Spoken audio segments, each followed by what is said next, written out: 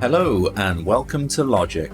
Today I'm going to be discussing some of the giant mythological creatures from ancient cultures, like giants, cyclops, and dragons, and how they may have just been a misinterpretation of their findings of bones and fossils they found from extinct creatures, which could range from dinosaurs more than 66 million years old, and possibly extinct creatures during as recent as the Pleistocene era, which marked the end of the last ice age. There are many tales of giant creatures, beasts and gods. All seem almost supernatural to us and too fantastical to actually have existed on this earth.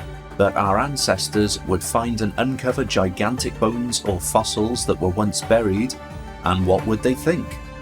Well, it seems like, as any curiosity, they would do their best to interpret the remains of these creatures they were finding while left to their imagination and the best knowledge they had at the time. We have plenty of written examples of the belief in giants over time, and from ancient Greece, for example, in The Life of Apollonius by Philostratus, it states, "I agree that giants once existed, because gigantic bodies are revealed all over the earth when mounds are broken open." Now, statements like these with our modern hindsight seem to be clearly referencing buried remains from ancient or prehistoric creatures. So could it be the case that many of the mythological creatures from ancient times are just misinterpreted creatures that are mostly extinct? Our culture at the time was probably some of the first to find dinosaur bones and question their origin. They wouldn't be able to do things like dating and scientific sampling like we can, so they were completely left to their knowledge of existing animals and their imaginations and knowledge of the world in general. Considering that most cultures thought the Earth was only thousands of years old at that point, not billions, they had to somehow come up with a way of explaining these giant creatures they found within the knowledge of the history that they had.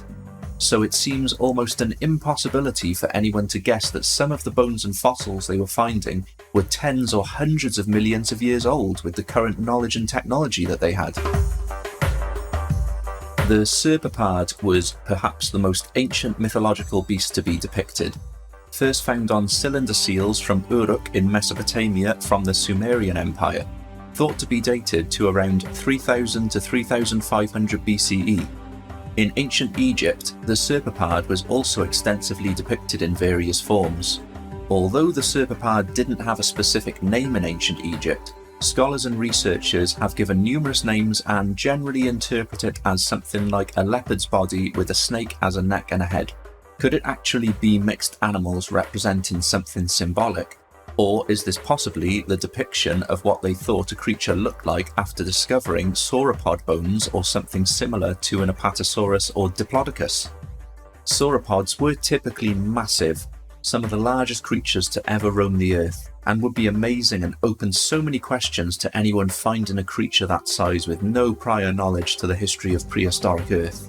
Now I'm writing this, I also realise how the word serpapard sounds quite like sauropod, although serpapard is just the name given to the creature at a later time mixing the words serpent and leopard together, but it's still a strange coincidence.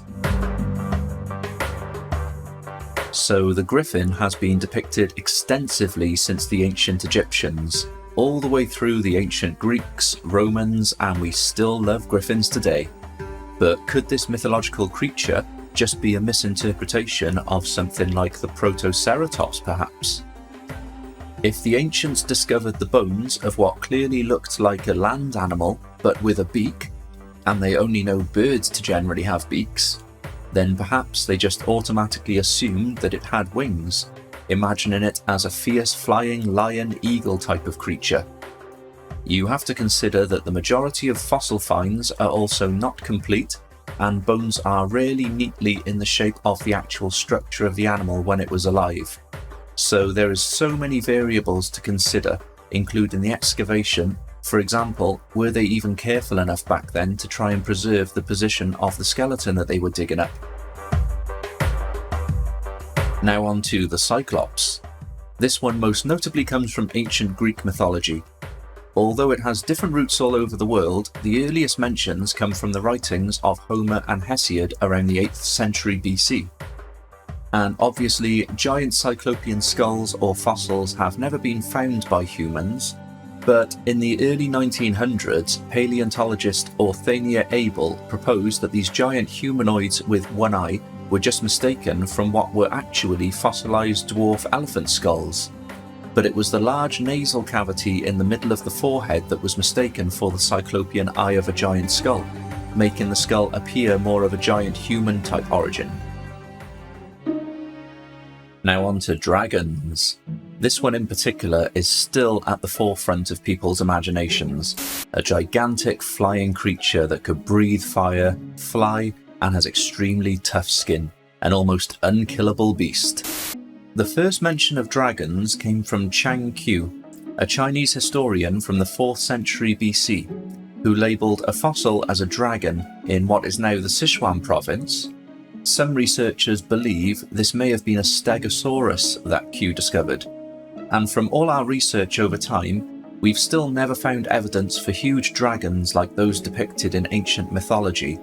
So it appears reasonable to think that this again may have been a misidentified fossil due to the culture's knowledge, technology and imagination at the time.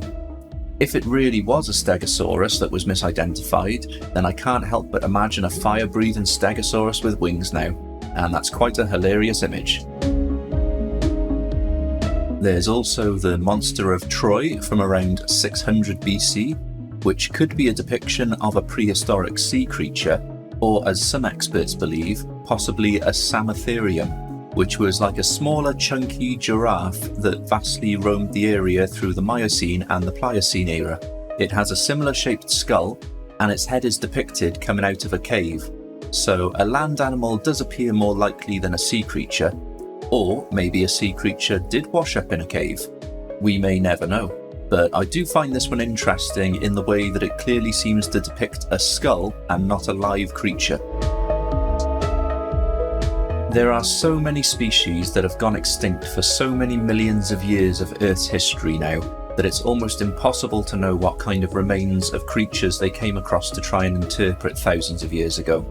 The most recent extinction level event that occurred appears to be the Younger Dryas event, which was the period that labelled the end of the Ice Age around 12 to 13,000 years ago, and was most likely caused by a comet impact, bringing the end to notable species like the woolly mammoth, saber-toothed tiger, and Megatherium as commonly known examples. But many large bones do look similar enough in shape to human bones that it seems like a reasonable assumption that ancient people thought some of these bones were from giant people, or gods who had lived previous to them. And as stated before, due to their lack of knowledge of Earth's past, how could they possibly fathom that these bones or fossils were many thousands, if not many millions of years old? It's only through extensive archaeological discoveries, documentation and examination over time that the official classification of dinosaurs was labelled in the mid-1800s, less than 200 years ago. So we really needed the paleontological race and advancements in archaeology, geology, historical research and science to develop to even figure out these creatures lived in the time that they did, let alone the information and magnitude of samples we've gathered since to figure out what many of these prehistoric creatures looked like, and even details such as lifestyle, diet and habitat of these creatures are gradually being brought to light. There's still so much to discover. We'll be finding new species and details for a long time to come. So, there's still many details up for discussion about this topic, but I do think it's reasonable to conclude that some of our ancient ancestors probably did misinterpret prehistoric bones and fossils for some of these giant mythological beasts. And for some of the depictions, they're not too far off in the basic form, and you can see where the influences came from. So what do you think? I'd love to hear your thoughts in the comments below, but that will do it for this video. So if you learned something or enjoyed the content, please meet my good friends, the like and subscribe button. I know when you meet each other, you'll just click. So goodbye for now, and take care out there.